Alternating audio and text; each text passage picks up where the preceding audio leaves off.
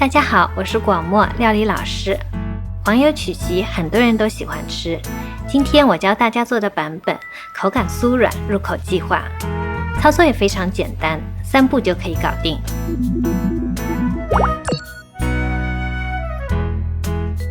现在我们先来制作曲奇的面团。那这边用到的材料呢，主要是有黄油。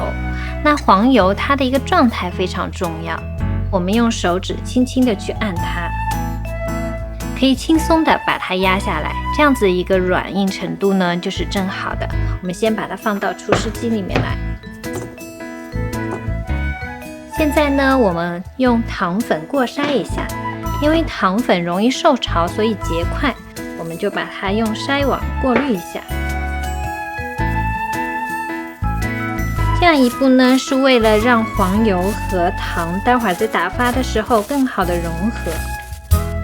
我们打发的时候，如果在家里没有除湿机的话，用手持的打蛋器都是可以完成的。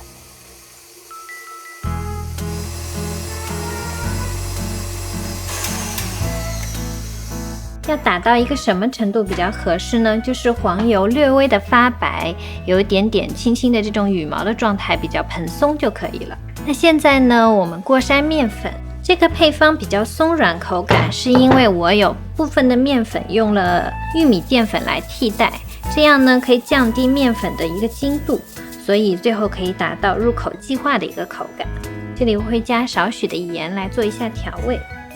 还有刚才说的关键的玉米淀粉，我们再装到除湿机上面。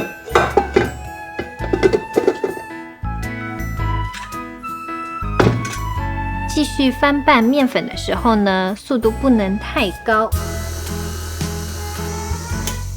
面粉和黄油充分的混合之后呢，我们就可以关掉除湿机，这样我们现在一个黄油曲奇的面团就准备好了。那现在我们把刚才做好的面团呢装入裱花袋，这里呢我准备的是一个布做的裱花袋，因为待会儿挤黄油曲奇的时候我们手会很用力，如果你用一般的一次性的那种塑料的，它很容易会把袋子挤破。那这边裱花嘴呢，最普通的我用的就是这种8齿的裱花嘴。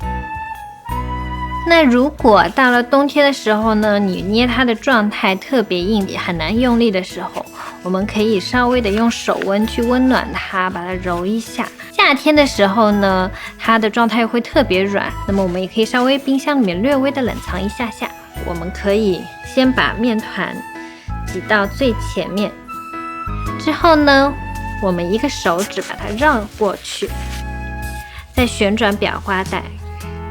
这样子就比较方便我们手掌去用力去按压。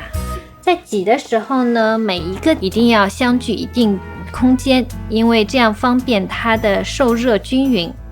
烤好的曲奇它会略微的有点点膨胀长大，所以空间要留得充分一点。我们在挤花形的时候呢，要注意保持右手的一个悬空，慢慢的用力，在挤出面团之后，手也是慢慢的往上提。我们今天做的花形比较可爱一点，可以往左边扭曲一点点，再往右旋回来，左右2个来回就出来了。